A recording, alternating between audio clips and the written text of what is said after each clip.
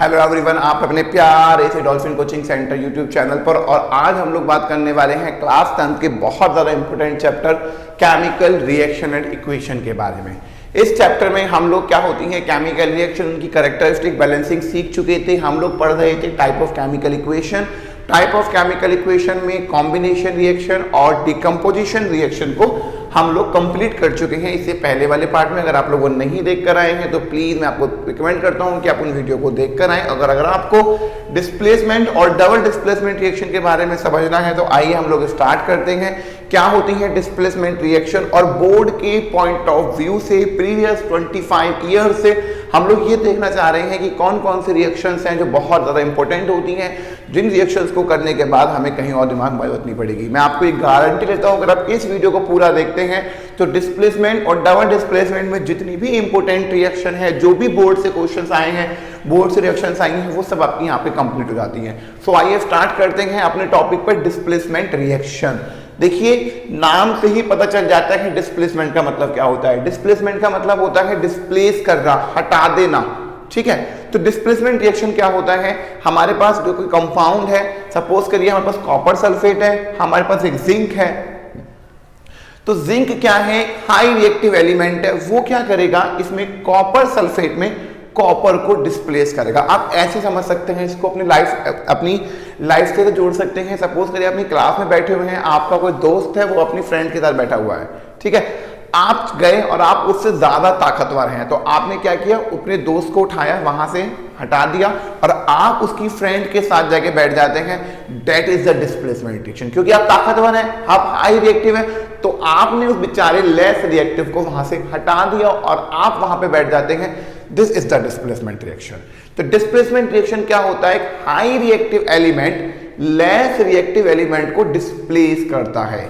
High reactive element कौन कौन से होते हैं, मैं आपको बताऊंगा वीडियो में कि कौन कौन से हाई रिएक्टिव एलिमेंट है। तो वो हाई रिएक्टिव एलिमेंट क्या करेंगे, जो लेस रिएक्टिव एलिमेंट है उनको डिस्प्लेस करेंगे, और उनको डिस्प्लेस करने पे वहां पर खुद बैठ जाते हैं। That is the displacement reaction.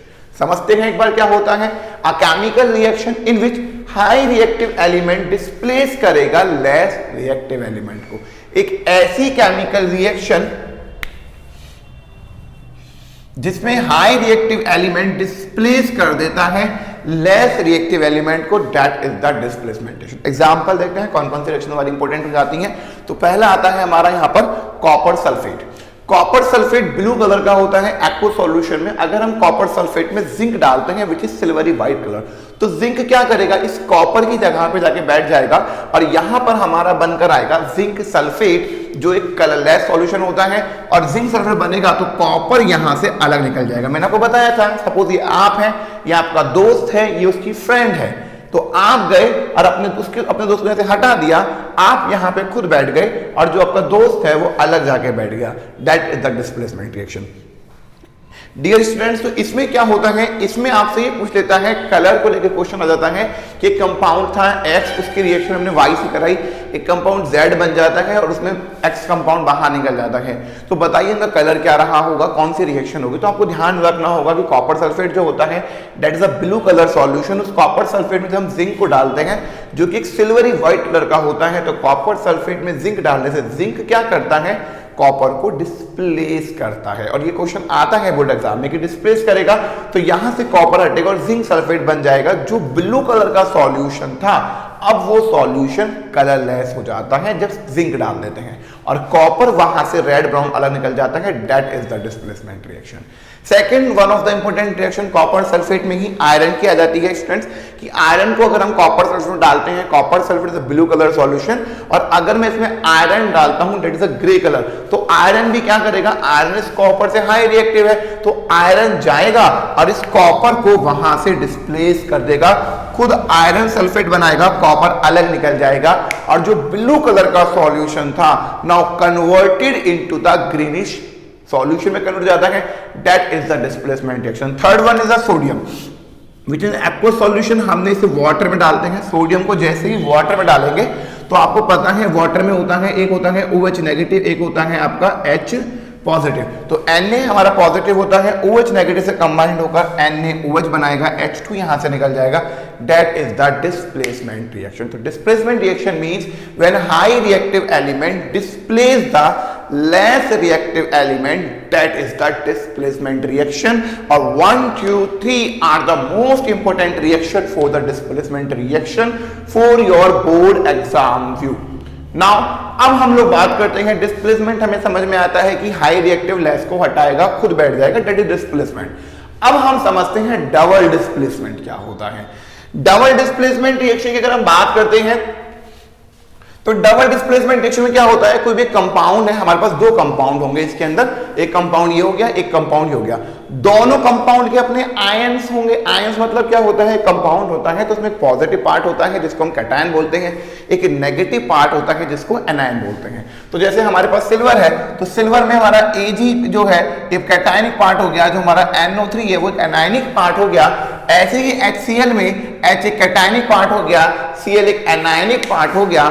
तो ध्यान से देखिएगा, इसका कैटायन इसके कैटायन को हटा के बैठ जाएगा, या इसका एनायन इसके एनायन को हटा के बैठ जाएगा, आपस में इंटरचेंज।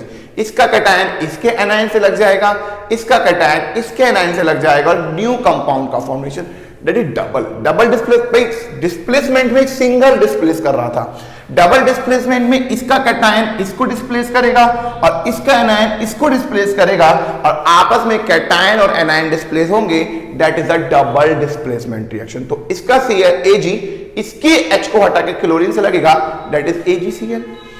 इसका हाइड्रोजन इसके नेगेटिव पे जाएगा, that is HNO3। That is the double displacement reaction.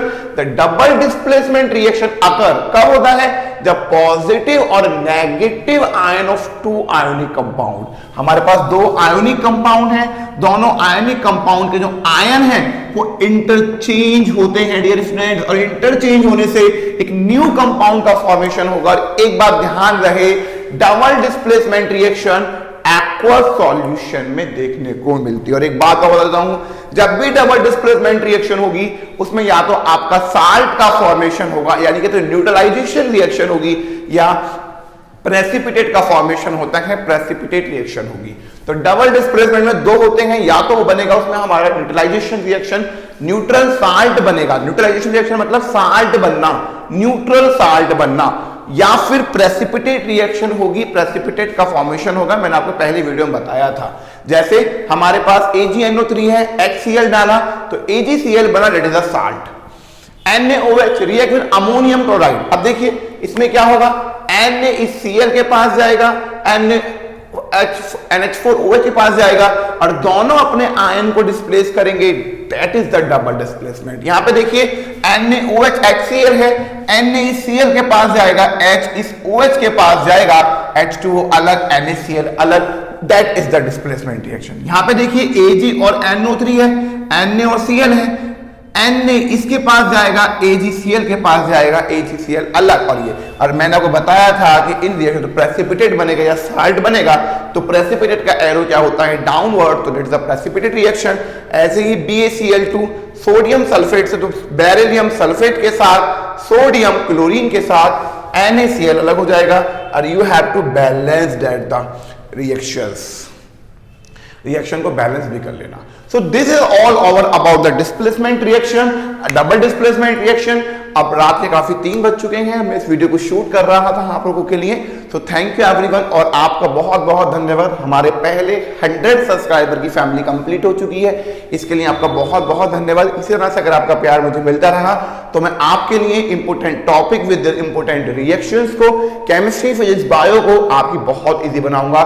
बहुत बहुत धन्यवाद। अगर आपको वीडियो अच्छी लगती है तो आप अपने दोस्तों के साथ शेयर करिए। इसके बाद नेक्स्ट वीडियो मिलते हैं रिडॉक्स रिएक्शन को लेकर। Thank you everyone.